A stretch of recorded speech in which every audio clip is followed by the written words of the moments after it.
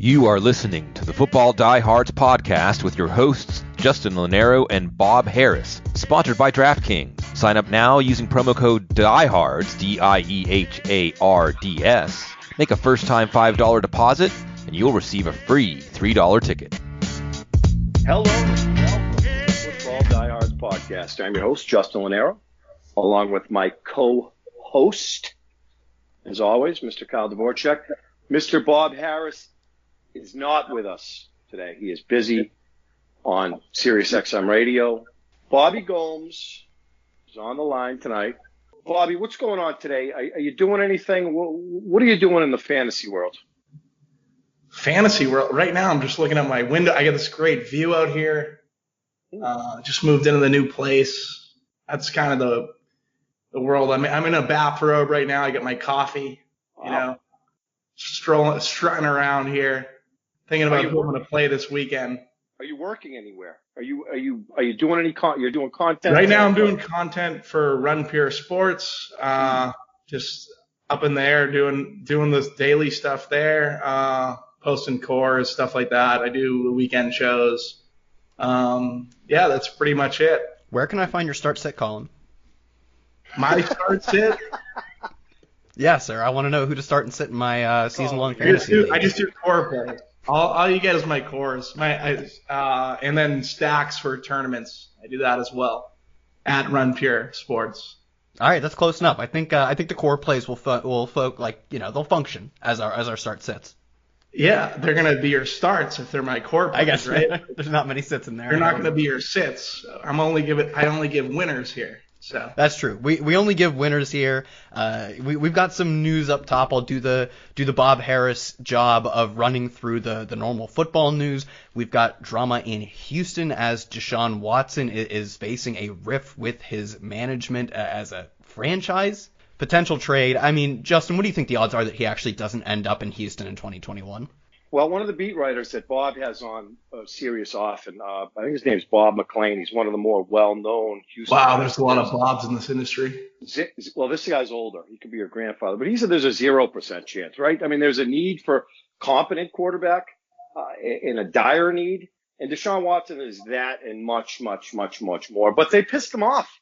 I mean, they pissed him off. He was stuck with Bill O'Brien for a long time. They're not accommodating him. It's kind of reminiscent with it. They didn't really accommodate Tom Brady, and look, he might make a Super Bowl run. So I would put it at 20% says that he leaves. There's no question he's pissed. So time will tell, but it just doesn't make sense from a business angle. All right, we also had this I found to be a bit surprising. We had Doug Pederson relieved of head coaching duties from the Philadelphia Eagles. We talked about the decision to bench Jalen Hurts in the second half of the primetime final game of the Week 17 slate that ultimately costed them the game. It was it was a rough scene out there if you were trying to back the Giants, who needed a Washington loss. They benched Jalen Hurts for Nate Sudfeld, who doesn't really seem to have a ton of potential for the team. It was, I think, by most standards, a blatant effort to tank. Now, should he be allowed to do that? There's an argument that we even talked about a few episodes ago about that. But Justin, where do you think Pederson's future lies? He was undoubtedly a successful coach in wins, losses, in playoff appearances. 3 of 5 seasons he coached there. He made the playoffs, and of course the majestic Super Bowl run. Where do you think he lands, and what do you think the quarterback situation lands with Jalen Hurts obviously outplaying Carson Wentz, but financially, this team can hardly survive Carson Wentz being bad? Yeah, I mean, time and time again, we've seen head coaches just kind of wither away and obtain other jobs elsewhere. I mean, maybe the Jets. You know what? He belongs in East Rutherford with the Jets after that move. It's not. I think he lost his clubhouse. A lot of people thought he was going to come back. Just disheartening. I think we can be in agreement that Jalen Hurts is the answer there. But like you said, financially, they're tied to Carson Wentz. So what do you do? I mean, it's a enormous question, but there's smarter people with us than us crunching numbers. I think Jalen Hurts is the future, and rightfully so. But time and time again, we've seen these offensive head coaches slide into offensive coordinator positions, defensive coordinator positions. He will find a job in the NFL, but he's also one of these guys, in my opinion, 2021, like out with the old in with the new. I think it would behoove organizations to get with these innovative, young, creative minds, because that's the way that the league is going now. So he certainly didn't help his resume by doing that. When you get a guy like Jason Kelce, who is savvy, who is a veteran, who was loved in Philadelphia, and go on a rant in terms of integrity and work ethic and stuff like that. And when you pull a move like that, you're kind of superseding everything that they've done to get through the season, and this season in particular with COVID. So it's not going to help his resume, but he'll get a job because of his former experience. We had Zach Moss will miss the remainder of the playoffs with an ankle injury. Interestingly, this is a team that has very rarely actually committed to running the football, and why the hell would you when you have Josh Allen? We saw in their playoff victory, they still only combined for Zach Moss and Devin Singletary 10 carries. I believe they also did get 7 targets. And we saw in the middle of the season, it's actually early in the season, from week 3 to like ballpark week 6, Devin Singletary was the lead back, dominating the work. And even though the pie may be smaller for this team than most teams because they just choose not to run the football, if you are getting the bulk of the work from a single running back in any offense, good, bad, run heavy, pass heavy, that's worth considering. What do you think, like, is there any reason to believe like a TJ Yeldon, or I believe it was Antoine Williams, the 4th string running back who got some run in week 17, had a good game. Justin, do you think there's any reason to believe that we see anyone other than Devin Singletary handle the bulk of the work for the Bills through as long as they can hang in the playoffs? No.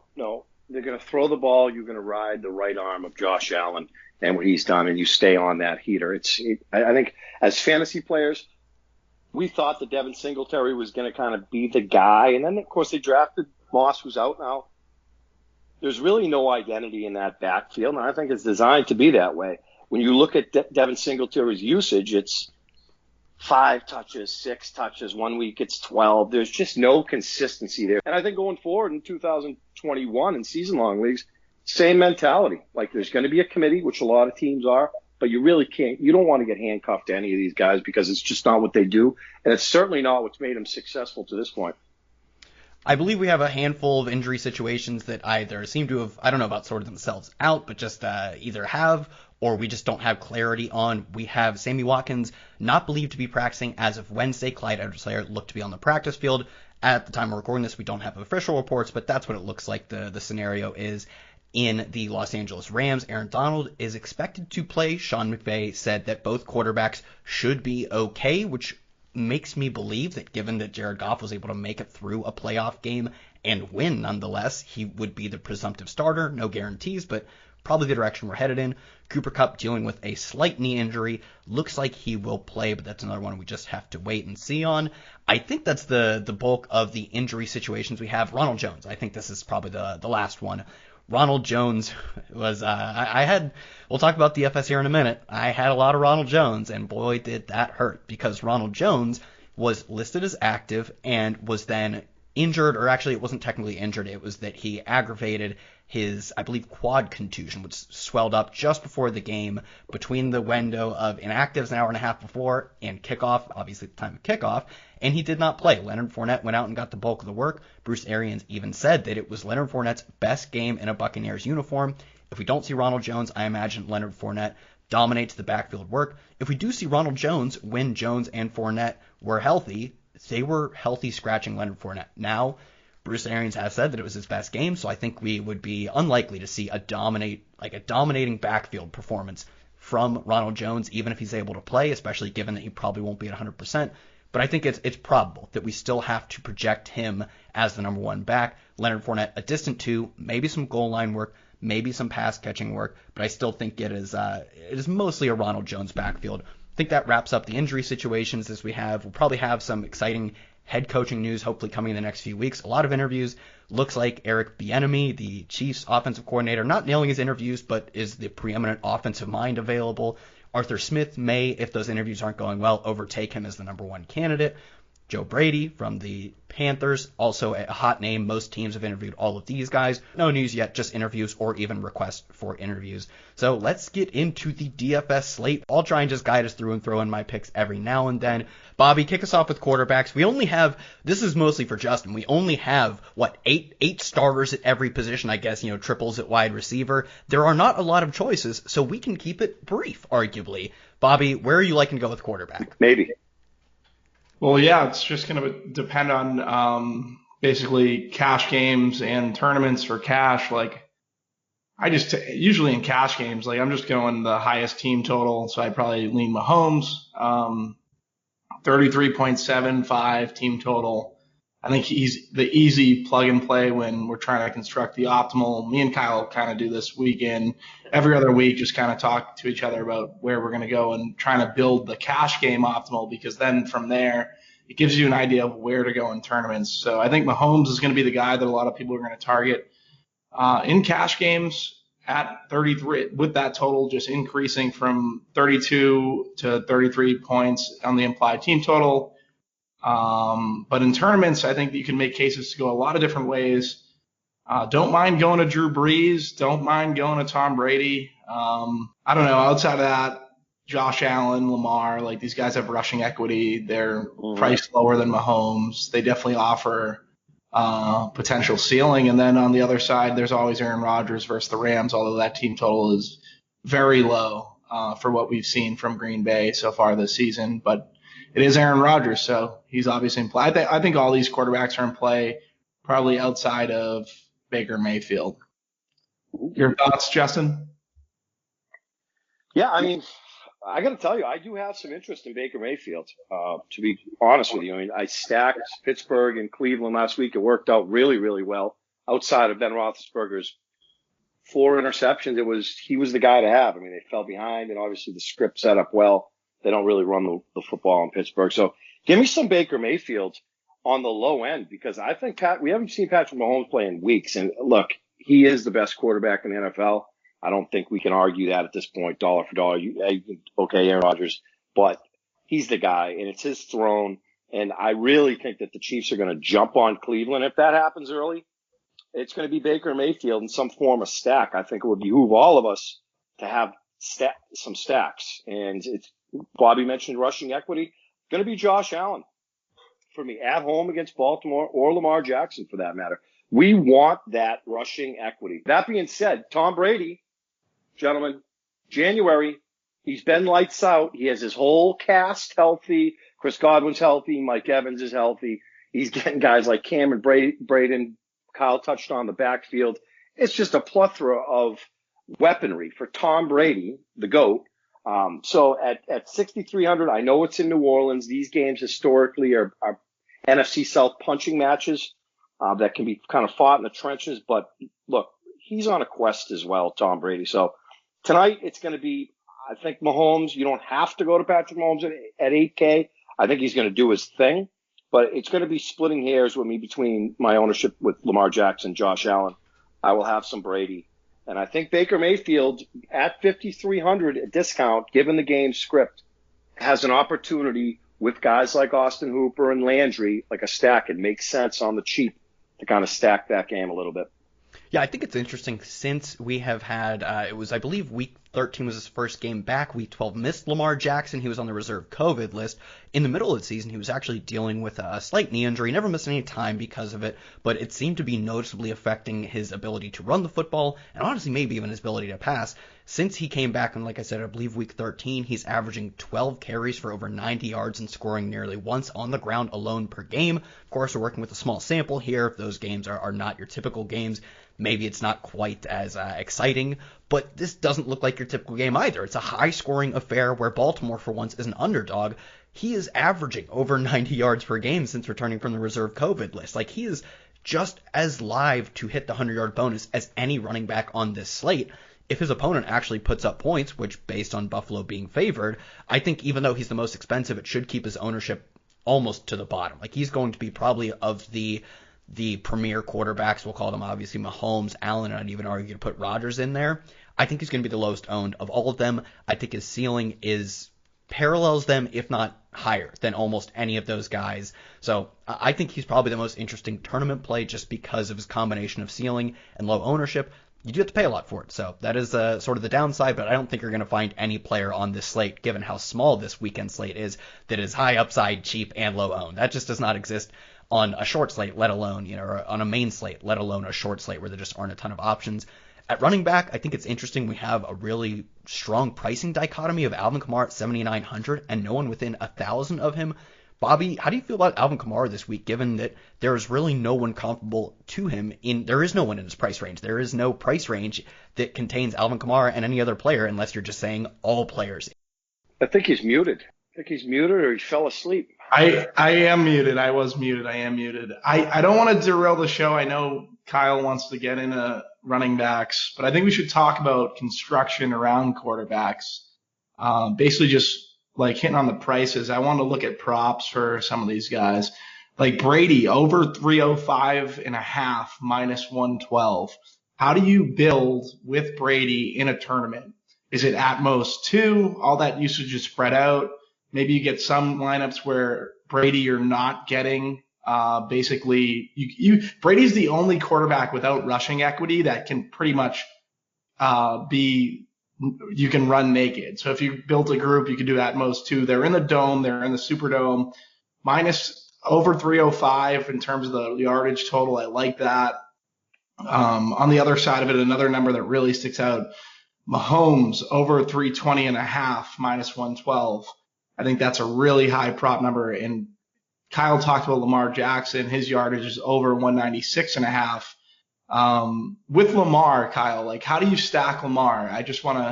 I know you probably know the answer to this, but you're stacking him. You're not double stacking him, right? Like the majority of the time you're going to single stack him, correct? Yeah, the majority of the time I'm going to single stack him, and I don't think I would really ever run him naked at his price because last week was a good example. I believe he hit ballpark 28 points, and 28 is really good, but at his price, it's just not enough. And the reason he didn't, not enough. No, the reason right. he didn't hit 30 was because he didn't throw for a passing touchdown. He topped 100 yards, rushed one in. It was a good performance, but it's just not enough because, I mean, like Taylor Heineke scored 28, so there's that. But it was more that Josh Allen put up 32 and Ben Roethlisberger hit 37. For a ceiling game to come from Lamar Jackson, it is almost certainly. He could run 2 in and hit the ceiling game, but it is almost certainly going to come through a combination of rushing and passing, and his receivers are relatively cheap. They're not very expensive like Devontae Adams or Stephon Diggs, so I'm min 1 stacking him. I actually think it's even viable to double stack him. I don't think I'll have a ton of that, but I think it's viable, and I don't have any strong player takes between a Mark Andrews and a Marquise Brown. I think I have a slight lean towards Brown. Just seems like the higher, more explosive playmaker. In terms of Tom Brady, I don't think I would run him naked. I think it's possible that he spreads touchdowns and yardage out enough that none of his players have massive ceiling games. I think that's unlikely, though.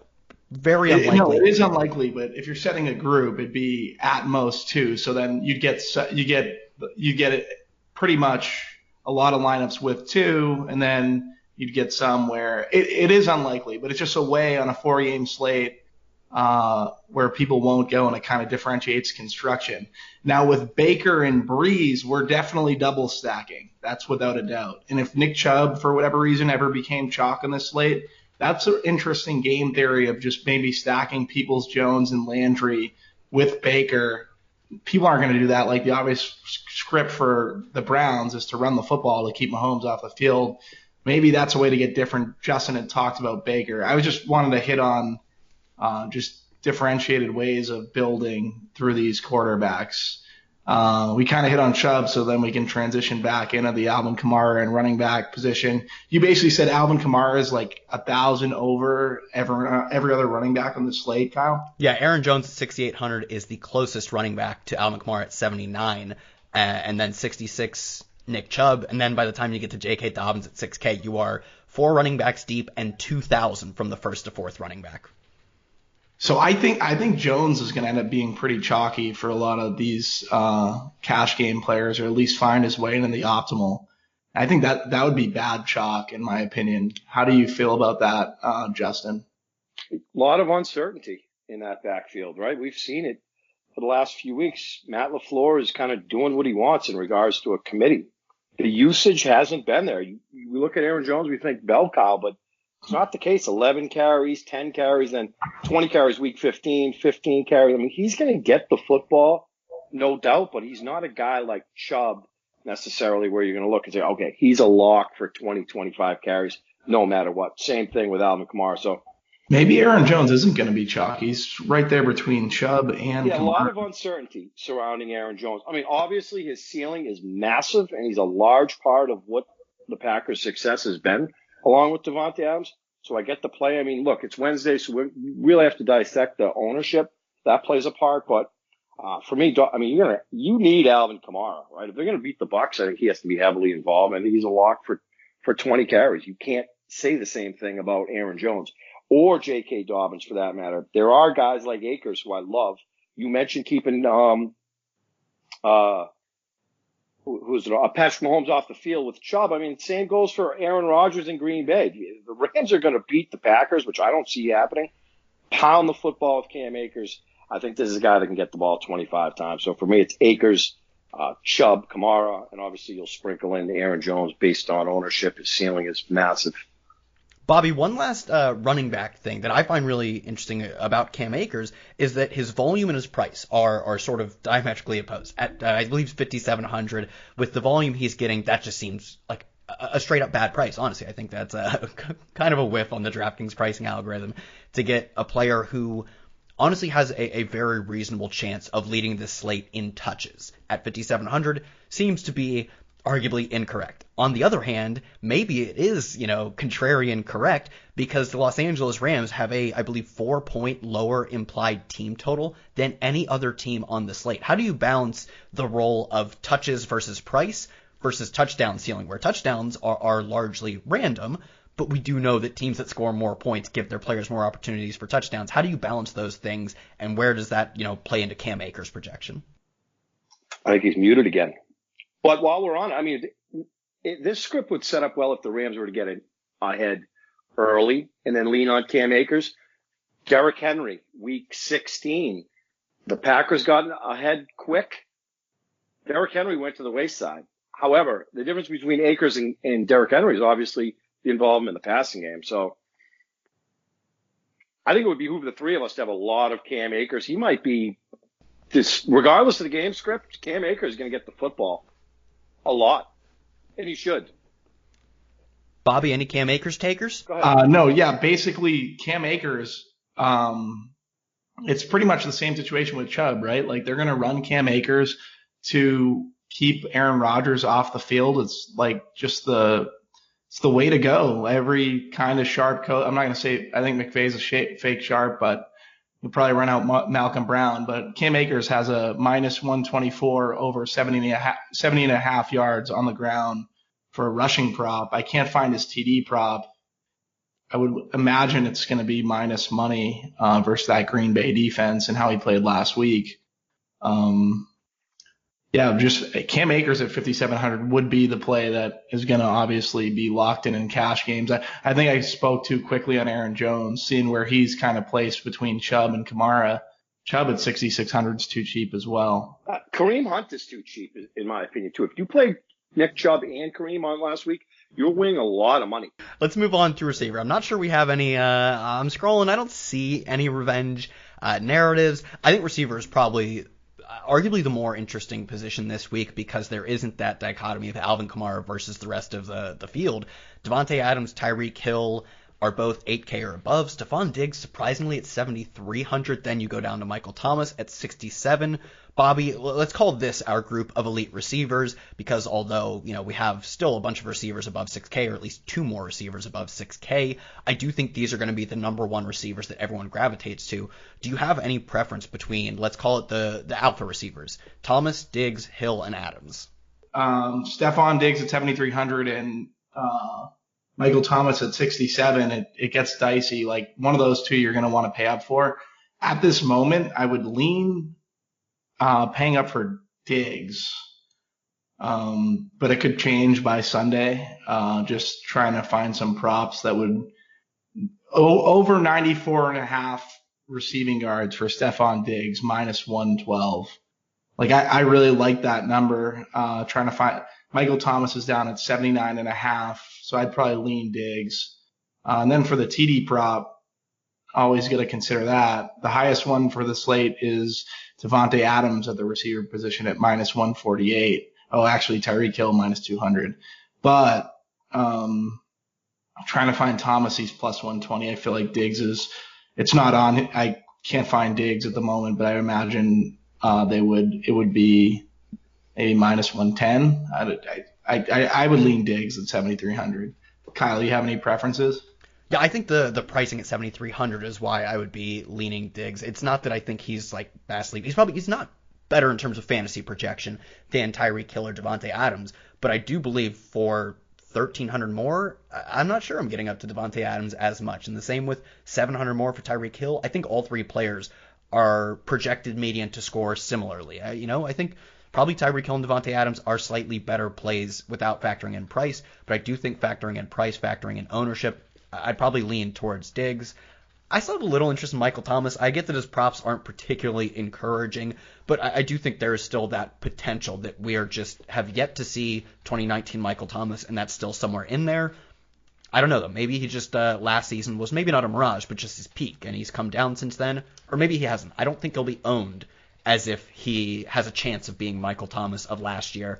I think there's a chance that still happens. Moving down in price range, Justin, are there any, we're talking about all these studs, all these sick plays. Where is the value at receiver?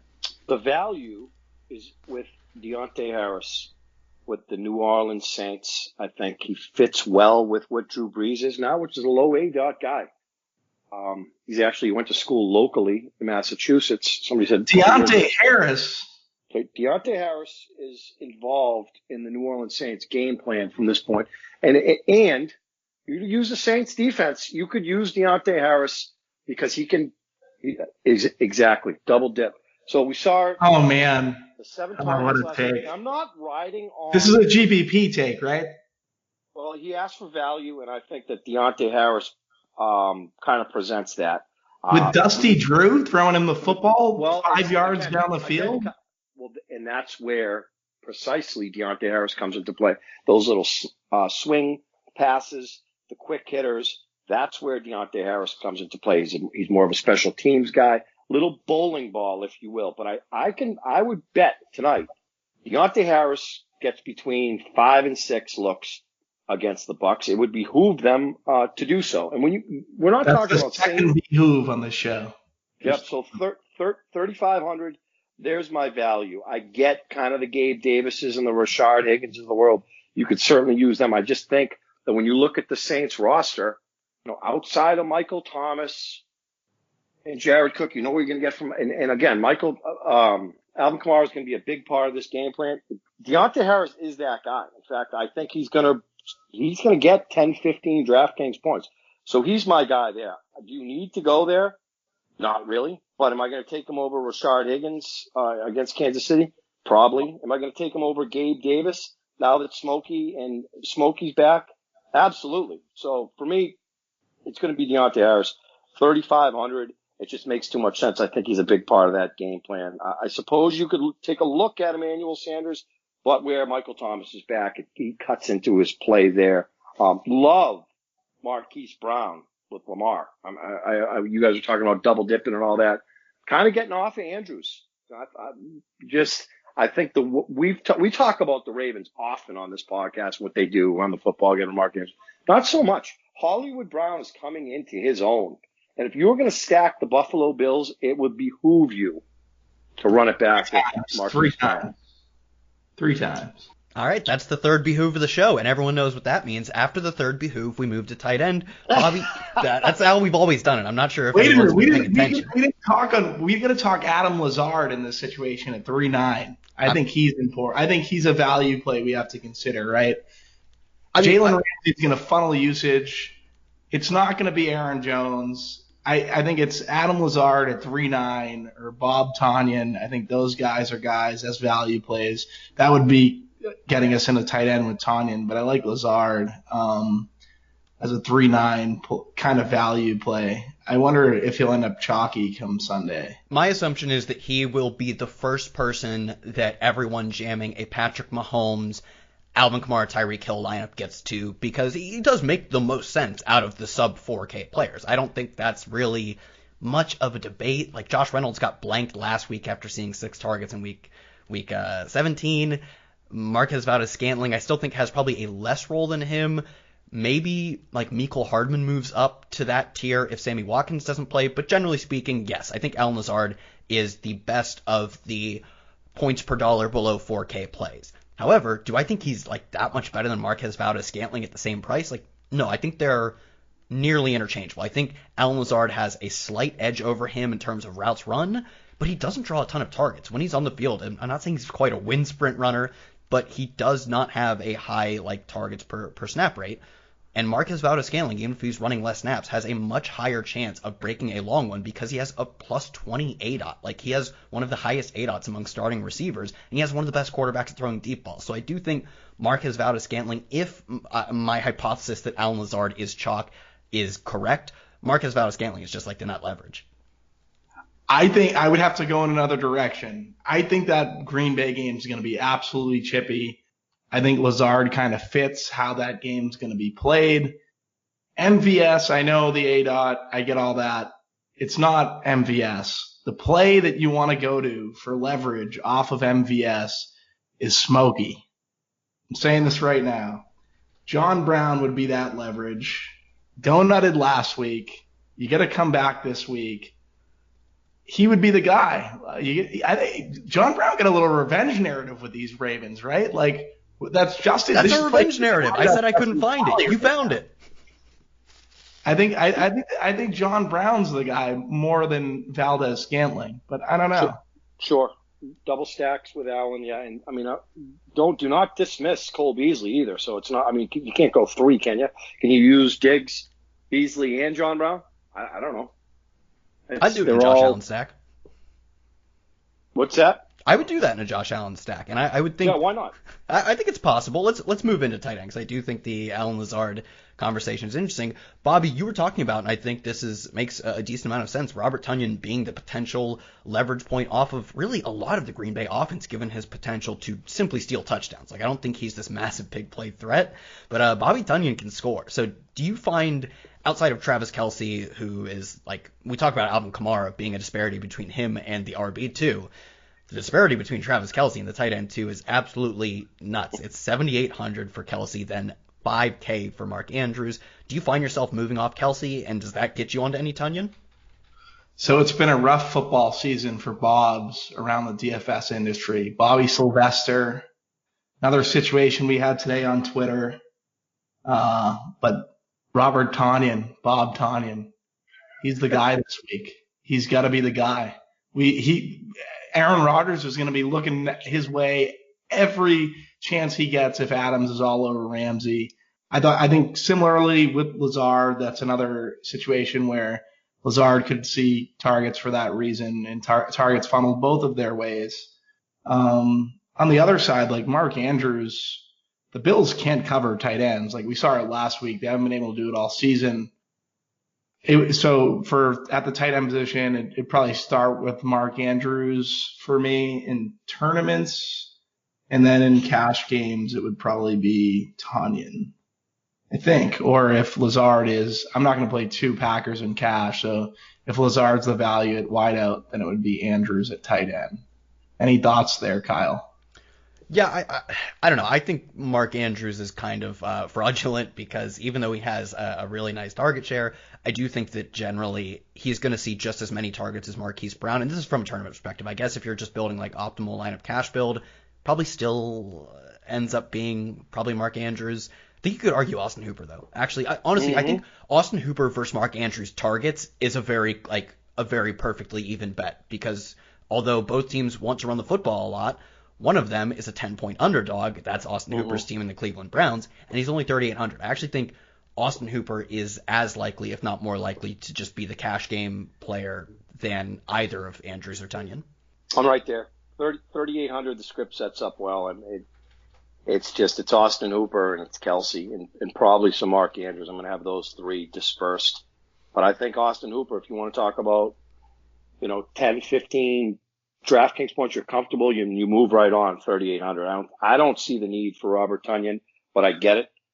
I certainly get the play. And again, it's Wednesday night, so the decisions are going to be predicated on ownership for certain. Do you think Kelce? I mean, how do you guys feel about Travis Kelce? You use Patrick Mahomes, you're using Travis Kelce, no question, right?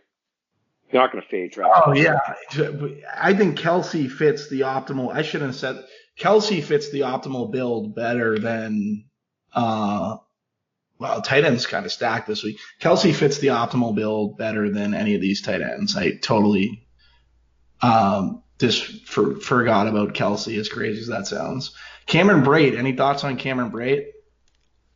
I think it's a mirage. I think it's highly unlikely that he's able to repeat that performance again. I mean, too many mouths to feed. Too many mouths to feed there to bet on Cameron Brate. I get it. Brady likes him, but he's spreading the ball around. You're gonna have bucks.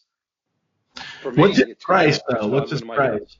He's 2,900, which if he was 2,500, I would even maybe not rule him out of my player pool. I don't know if I'll get to any Cameron Brate.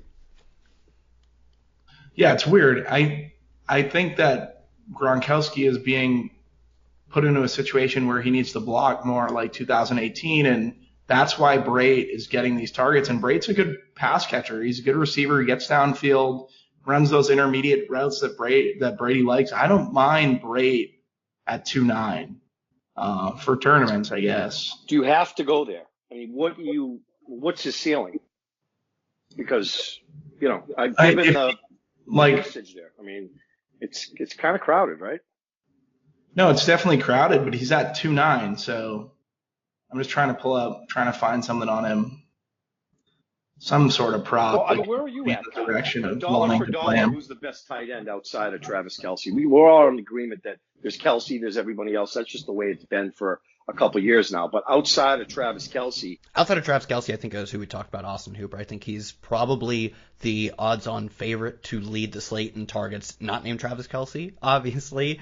And that's probably the most important thing, is just getting the ball a lot. I'll probably end up getting some Mark Andrews, even though I talk about him not having a ton of target upside at his price. But I'm playing Lamar Jackson, so it actually doesn't end up mattering. Travis Kelce, I guess let's close on this, Bobby. We have sort of danced around Travis Kelce, obviously. We talk about Kelce just being an absolute smash, but his price is always a factor, and the other, lever we have to work with is ownership. I think he comes in 40% owned almost at a minimum, given how weak the position is of him versus other players. I think Andrews, Tunyon, even Jared Cook and Austin Hooper are interesting, but there's no Kittle and there's no Waller. So on a slate like this, what do you make of Kelce in tournaments specifically when ownership is really a factor? Yeah, just trying to think through it. If he's going to be 40% owned, it becomes a situation where at 40%, maybe I'm with the field because of how strong just the tight end position is in general. I like Andrews. I like Brate. And I think he made a really good case for Hooper as well. I think all of these guys are in play. Maybe I'm a little below the field because I want to get that Tyreek. If Tyreek's going to be lower owned than what he actually should be versus Cleveland secondary, I'll push the chips in. I would get. Is Denzel Ward playing this week? I know Kyle, your defense doesn't matter, guy. Denzel Ward would scare me, but it's Tyreek Hill. I think that's the other side of the coin, is he can pretty much beat anyone. So that wouldn't. If Tyreek Hill is going to be lower owned in tournaments, I'll probably be over the field, I would imagine. Yeah, so Denzel Ward was activated from reserve COVID, so was cornerback Kevin Johnson. So I assume they end up playing. Like you said, I'm not awfully concerned with cornerback matchups. They're just not very sticky or predictive. But I think they probably matter, and it's just hard to figure out when and how they matter. It's not as much that they literally don't matter. So that's the perfect way to describe. That's the perfect way to break it down. Yeah, it's just really hard to know that a certain cornerback is going to match up on a certain receiver, and that receiver's skill set does not beat that cornerback, and they're matched up often enough that it reduces their odds of getting a bunch of targets. And even if they do match up well, that receiver doesn't win once, and that one win is a long touchdown. It's a lot of variance, but I think in 2 or 3 years we may actually be able to understand a lot more about how a cornerback affects a receiver.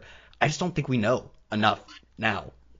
If you look at Adams' prop numbers for this week, they're relatively high, over 6.5, minus 125. The one thing that he's low on relative to his season average is this receiving yards. He's at 75.5, minus 112. the thing is, this Green Bay offense, if they're going to work, needs Devontae Adams to be a key cog. So it makes it interesting in terms of his ownership in tournaments. Like maybe you push the button on Devontae. Like I don't think it's an outlandish take. Like Rodgers and Adams work. You stick with what works. I don't mind going to Adams. But that's just another situation at wide receiver. Where do we see his ownership? Really good Where do we see his guys. ownership? Where do we see? I mean, realistically, when you talk about Jalen Ramsey, you talk about Devontae Adams, this could be the best matchup of the entire season. So we know what Ramsey is. We know what Devontae Adams is. Do you think people are going to be scared or apprehensive to use Devontae Adams because of that? I think the public will be, definitely.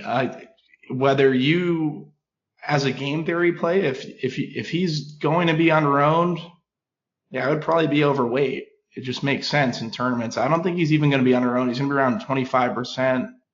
I guess that is kind of low owned on a 4-game slate. Like we're up, he's usually the guy we're seeing around 40%. You're seeing Kelsey at that number. Kyle, any thoughts there? I'm always willing to fade the cornerback narrative because, like, even DeAndre Hopkins, I wouldn't even say necessarily that he played extremely well when he would face off against Jalen Ramsey a few years ago. He just got a ton of targets in those games, and I think maybe there's some sort of interaction between a wide receiver and cornerback can cause that. I think the more likely scenario is that DeAndre Hopkins always gets targets because when your offense is built around a single wide receiver, you said it, you do what works. For him in Houston, throwing DeAndre Hopkins is what worked. For Green Bay, you throw to Devontae Adams, even if he is covered, because he's that good. So sure, maybe his efficiency is worse. Maybe he gets targeted 15 times and catches 8 of them, which would be a pretty inefficient game for him. That would still be 15 targets, and I would not care. So I think Devontae Adams, relative to his typical Devontae Adams ceiling, ends up coming in at least a small percentage under-owned. I probably end up going solidly over the field on him. Bobby, last thing we have is defenses. Do you have any advice? Like, what is your advice for playing defense on these slates? Because I believe it was like the big FanDuel contest. The FanDuel contest was won with a Pittsburgh onslaught. I believe all 3 pass catchers and Ben Roethlisberger, obviously. And the Browns. And the Browns defense. That is correct. So to me, that is kind of indicative of literally defense in terms of who you pick does not matter. It is so random. And especially on these short slates where there's not a ton of like opportunities to find, like we're not going to get to face a backup quarterback unless somehow like John Wolford starts. So for that reason, I'm going cheap and I don't care who it is. Do you have any difference of opinion? No, not at all. I want the defensive touchdown, and you pretty much broke down why. It's so random. Like you can't put value on it. It's just going to happen. All these games are relatively high scoring. Like any one of these teams could get on a 4-game slate. You need the team that gets the defensive touchdown. That's pretty much it. That would kind of it's pretty random, I would say. All right, I think that's it. We've gone through position by position. We've covered the news. We have an exciting divisional round slate coming up. I think this will be maybe my favorite short slate of the entire season. I just think the questions that the different price points and different like stud receiver versus single stud tight end, single stud running back, I think the questions those present are really interesting and great from a game theory perspective. So for myself on Twitter at Kyle Tweets here, for Justin at Justin Lonero, and for our special guest, Bobby Gomes DFS, is that correct?